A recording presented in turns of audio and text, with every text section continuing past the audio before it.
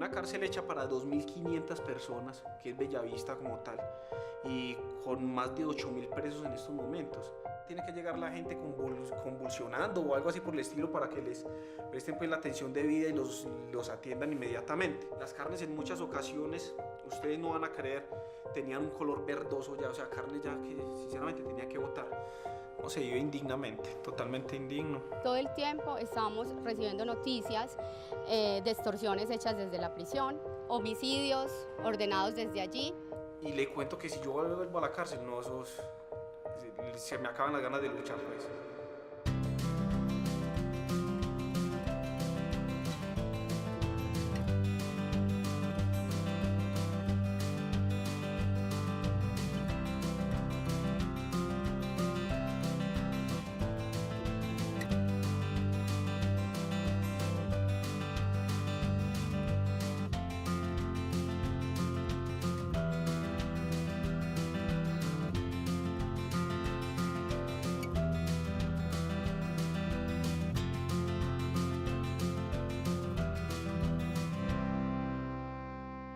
Yo soy Alfonso Cadavid, soy profesor de la Escuela de Derecho de AFID, investigador del área de Derecho y soy doctor en Derecho Penal. Yo soy Diana Arias, soy penalista, abogada penalista de la Universidad de Antioquia, profesora de la Universidad de Antioquia y coordinadora por la Universidad de Antioquia del Semillero Interuniversitario de Investigación de Abolicionismo Penal.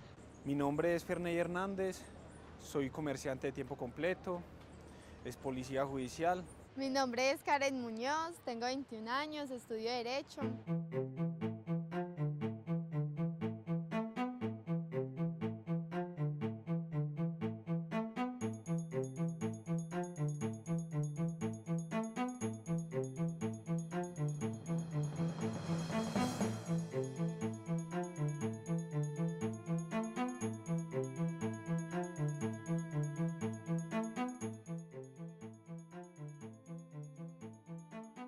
En relación con el sistema carcelario estamos viviendo una ambivalencia muy grande.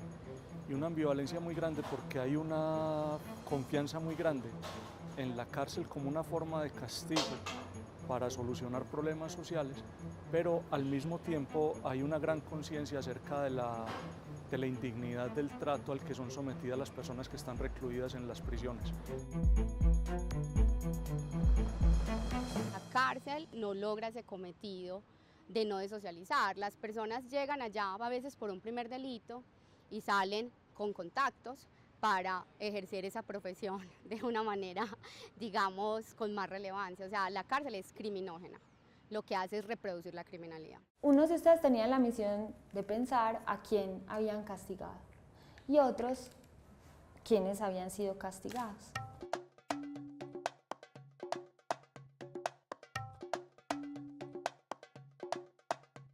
El castigo que a mí más difícil me ha dado es cuando mi abuelo hizo que de una manera u otra yo no tuviera música en mi vida. ¿Cómo me castigó? Me sacó de la escuela de música, pero nunca lo entendí, ni nunca lo apoyé porque no me parece que es la forma adecuada de hacerle entender a alguien algo, y ese es el problema que tienen las familias y este país, y es que no tienen formas correctas de castigar a las personas. ¿Por qué la castigué? Porque iba muy mal en el colegio, iba perdiendo muchas materias. Entonces pues mi mamá siempre me decía a mí, mira, es que esta pelada va mal. Bueno, entonces, ¿qué pasó con ella? Le daba rabia porque la ponía a hacer tareas, a trabajar, a hacer oficio, a lavar los trastes, eso le daba mucha rabia. Pero ya después reflexionó, empezó a pensar, entonces ya iban de los profesores, les pedía que le ayudaran, entonces ya empezó a mejorar en el colegio y ya uno va y pregunta, no, ya va bien. ¿Cuál creen ustedes que es el efecto que producen esos castigos en uno para que uno cambie sus conductas? Porque a uno le da miedo, es como ella decía, si ella le daba miedo a veces que le dijeran te va a quemar las manos, entonces ella sentía como el dolor, entonces ella decía pues no lo hago, ¿cierto? A veces no hacemos o no seguimos haciendo las cosas por miedo a que nos sancionen. ¿Por qué nos castigan? Porque estamos atentando contra unas normas que simbolizan la justicia para esa autoridad. Cuando nosotros atacamos estas normas es cuando recibimos el castigo, ¿cierto? Muy interesante ver la diferencia en el efecto del castigo a partir de la intención del castigador, digamos.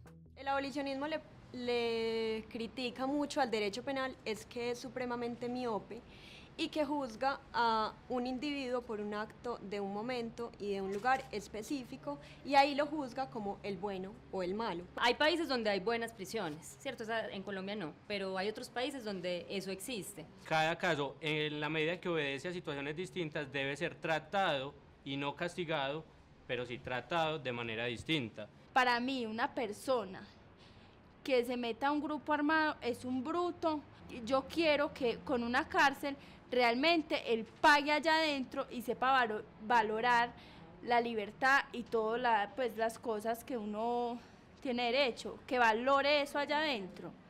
Keila hablaba de como que las cárceles deben mantenerse porque entonces qué hacer con los asesinos o qué hacer con un tipo de personas específico.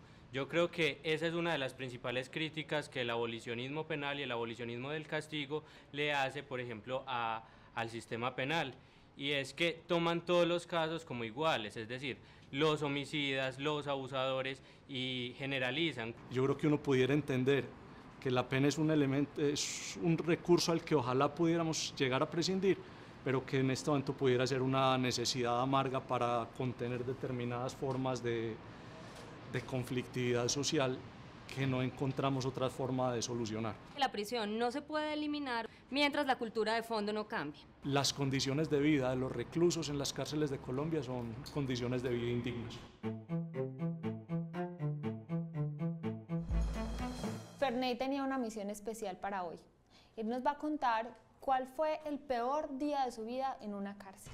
El peor día que pasé en una cárcel, sin duda alguna, fue el primer día cuando llegué, por el impacto. Yo jamás me había imaginado en una cárcel, pues. Aparte de eso, era policía. Yo metí mucha gente allá. Y para colmo de males, yo llegué y una persona me reconoce. Ah, este man es siginudo. Ah, ¿cómo así? Que siginudo. Y se regó la bola en par patadas de que yo era siginudo. Y entonces eso me gritaba un poco de cosas y yo ya estaba, como decíamos nosotros, asustado, azarado, pues. A todos los internos nos toca el hacinamiento carcelario de una u otra manera. El servicio de salud era uno para todo Bellavista. Droga no había, era imposible, casi que imposible pues acceder a una cita médica allá en la cárcel. También habían otros temas como la visita. La visita venía a entrar muchas veces a la 1, 2, hasta las 3 de la tarde y la visita era hasta las 4. Y ni hablar pues del trato en la entrada de la mamá, la esposa, como les maltrataban la comida. Ellos decían, vea, yo le traía esta comida nomás de bien organizadita a usted y eso me lo voltearon allá. Sin embargo, uno no, el caserito. La alimentación como tal es fea. Yo que tuve la oportunidad pues de trabajar en el rancho donde se procesan los alimentos para dárselos a cada interno, las carnes en muchas ocasiones, ustedes no van a creer, tenían un color verdoso ya, o sea, carne ya que sinceramente tenía que botar. Llegaba un ingeniero saltándose su ética porque mirar los alimentos, eso llegaba, tocaba, cogía un trozo de carne, lo olía y decía, no, esta carne todavía se puede cocinar.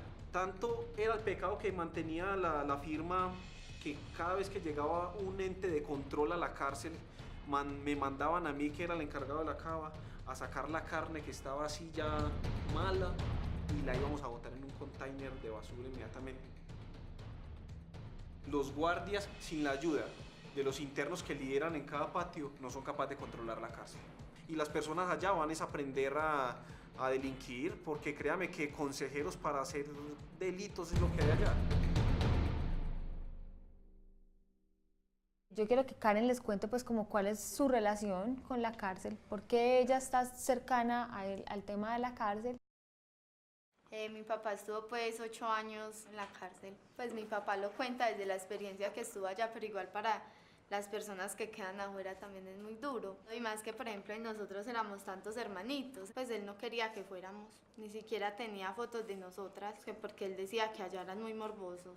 Ya sí que lo vimos fue como en el 2007 y él estaba, fue porque hubo una audiencia. Entonces ya él llegaba con las esposas ahí a la audiencia y no se las quitaban, entonces ya todos ahí, todos 6 ahí, él alzando las manos para abrazarnos. ¿Qué tan fácil ha sido en el caso tuyo ubicarse laboralmente? Lo que yo saqué de la cárcel, lo único que yo saqué fue unas hojas de blog donde tenían cómo era que yo iba a trabajar. Entonces no me coloqué a buscar trabajo, nunca me coloqué a buscar trabajo y me ha ido bien, gracias a Dios. Con mi papá, él salió y no, apenas empezó a trabajar la semana pasada y ya hace por ahí 2 o 3 meses que salió. ¿Cómo es la educación allá para ustedes? Y si es verdad que les dan un trabajo digno allá. Entonces yo entré primero a estudiar y fue a los 18 meses que tuve apenas acceso a eso y eso de colocando tutela. Hay una idea muy difundida de que a quienes ingresan por delitos sexuales también padecen allá agresiones sexuales. ¿Es verdad eso? Sí, eso es una verdad total. Ellos pagan, como decíamos nosotros, un canazo doble. Obviamente fue una experiencia muy negativa, pues, y es una experiencia muy complicada, pero supongo que también debió dejarte una enseñanza y alguna conclusión positiva para tu vida. Sí me llevé algo muy bueno de la cárcel, que fue el hecho de saber de que en algo malo, pues jamás me meto otra vez. Les voy a mostrar el modelo de las cárceles que se está construyendo. Estas son modelaciones de las cárceles, es decir, esto es lo que se pretende construir y lo que se empezó a construir. Es una universidad. Claro, una cárcel digna. Yo después de ser delincuente y me cojan, a que me metan a Bellavista, a eso que me están mostrando, yo me quedo allá donde me están mostrando. Ha habido una discusión muy grande sobre cuáles deberían ser las condiciones de vida de las personas en las prisiones. Y hubo un montón de autores que iban constatando que las condiciones de vida de las personas en la cárcel solían ser siempre peores de lo que sería cualquier forma de vivir en libertad, para que la gente no encontrara en el delito una forma de intentar mejorar su condición física, de privación, etcétera, a través del mejor tratamiento que pudiera recibir en la cárcel. Nos vamos a hacer entonces en grupos. Les voy a entregar una hoja en blanco y sobre esa hoja en blanco ustedes van a construir un plano de lo que ustedes, de los lugares que ustedes creerían que debería tener una cárcel.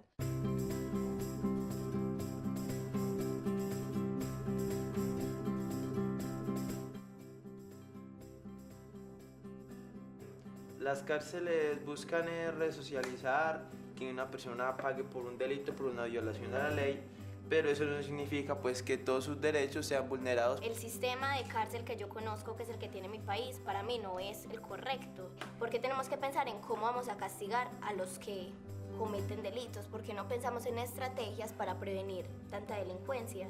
Yo me quedé con lo de la investigadora abolicionista que conocimos en el taller anterior, y es del cambio cultural, que para mí requiere estas características, o sea, educación en primer plano, igualdad. Yo dije, esta va a ser una cárcel para la gente que se porta bien de otras cárceles.